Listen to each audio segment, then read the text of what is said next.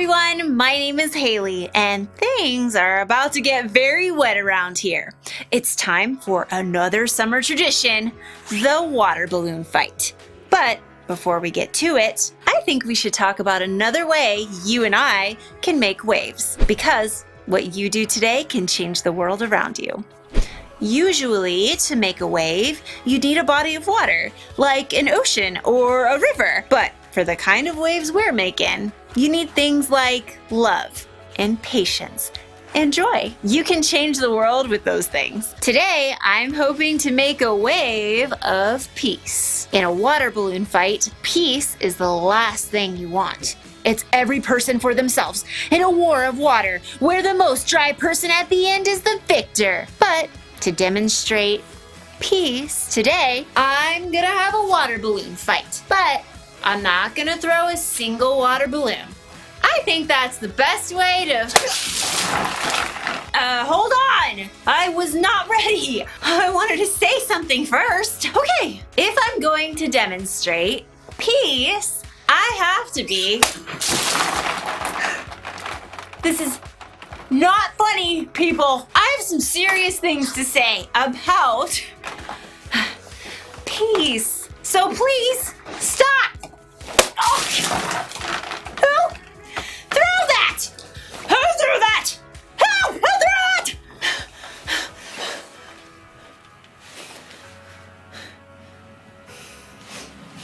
Nah.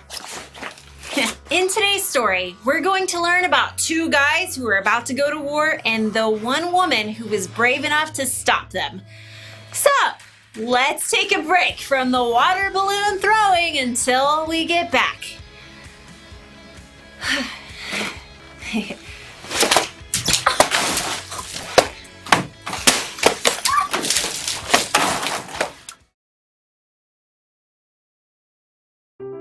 The Bible.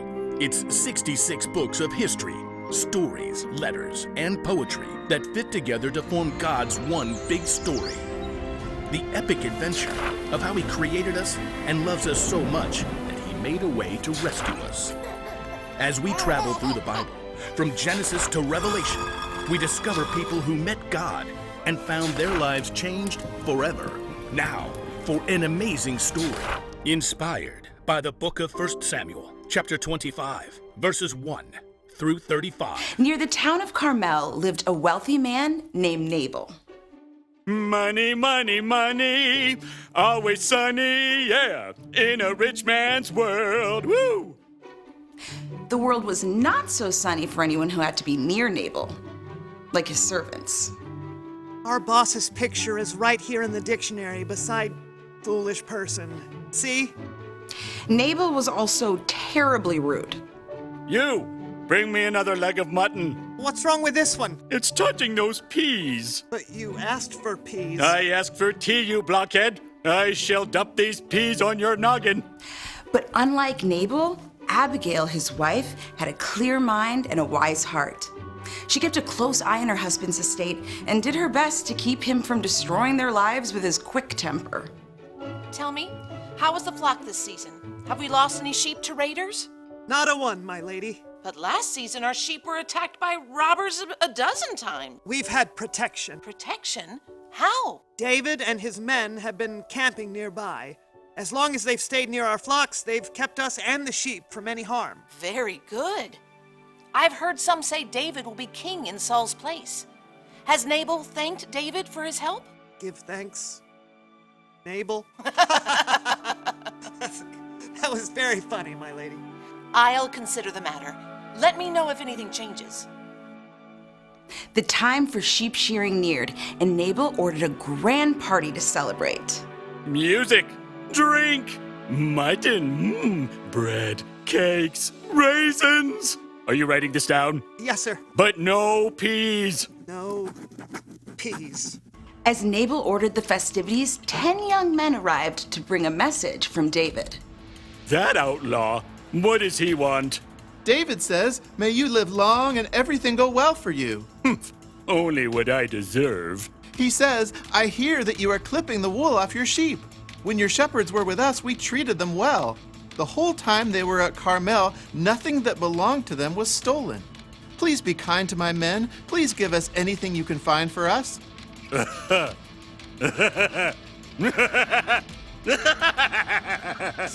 So, yes? Who is this David? Many servants are running away from their masters. Why should I give food to men who come from who knows where? So, no? Vamoose! And don't let the door hit you on the way out. David's men quickly returned to camp. They found David's anger could be just as hot as Nabal's. Each of you put on your swords. In a short time, David and 400 of his men were marching up the mountain to confront Nabal. Word spread quickly. A servant raced to find Abigail. David sent messengers to Nabal and asked for a share of food, but Nabal was rude and shouted at them. You must do something or terrible trouble will come. Abigail didn't panic. She took a deep breath. We have to get ahead of this. Take a list, please. On it. 200 loaves of bread, 200 bottles of wine, 5 sheep, a bushel of grain, 100 raisin cakes, 200 cakes of pressed figs. Any peas? No peas. Save those for Nabal. What else? Load it all on donkeys and start down the mountain. I'll follow. As David and his men quickly climbed the mountain, the caravan of donkeys and gifts made its way down the steep road. David's anger grew as he neared the mountain estate. He gripped his sword tightly. Everything we've done hasn't been worth a thing. I watched over this fellow's property, but he paid me back evil for good. I won't leave one of his men alive. What's this? Donkeys? And looks like food for a feast? At the back of the caravan, Abigail could see David as they met the donkeys. She took a deep breath, hopped off the donkey, and ran forward, throwing herself to the ground at David's feet. Pardon your servant, sir. Please don't pay any attention to that evil man, Nabal. He's always doing foolish things. But now the Lord has kept you from using your own hands to get even. I've brought a gift for you and the men who follow you. Abigail dared to look up. David was watching her closely. The Lord your God will give you a kingdom that will last. That's because you fight the Lord's battles. He'll appoint you ruler over Israel. When that happens, you won't have to worry about how you killed people without any reason. The Lord your God will give you success. When that happens, please remember me. Slowly, David nodded. He removed his hand from the hilt of his sword and reached down to help her up. Give praise to the Lord. He has sent you today to find me. You have shown a lot of good sense and kept me from using my own hands to get even. He has kept me from harming you. Prepare a feast for your men. You've earned every bit of it. Go home in peace. David accepted the gift and turned back instead of facing down Nabal. Abigail returned home to find her husband holding his giant party. Nabal, I've made peace. Peace? Ugh, hate him. Woo-hoo-hoo. Though David didn't kill him, Nabal soon met a dreadful end. Abigail and her entire household were saved because she chose to get creative and make peace.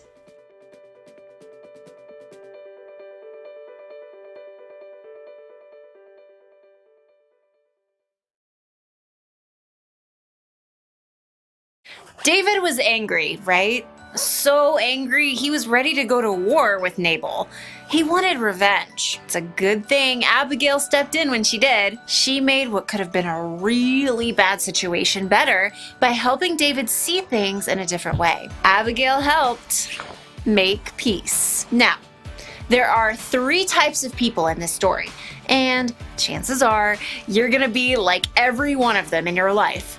You could be like Nabal, who says or does something that makes someone mad. Ha! Got you in the bag when you weren't even playing! The best way to make peace if you're a Nabal is to admit you're wrong, say you're sorry, and make things right. Someday, you could be like David. You get mad at someone and you want to get revenge. Oh! Who?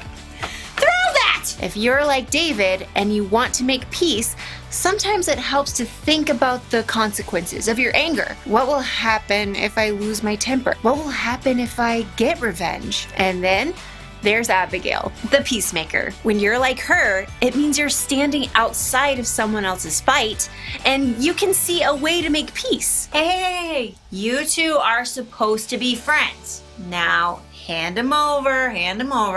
Thank you. Warren, hand it. Oh, peacemakers can help others see their situations in different ways. They can stop arguments and fights before they get way out of control. Water balloon fights are one thing. They're supposed to be fun. But other fights can hurt feelings, damage relationships, or even worse. So be an Abigail and make a wave of peace. The one thing to remember today is this: you can help others make peace. If this doesn't come naturally to you, that's okay. Ask God for help. And remember, when you believe in Jesus, the Holy Spirit living inside of you can also help you make peace. Well, now it's time for the actual water balloon fight. So, I'll see you next time. Well, I guess we used up all the balloons. Nope.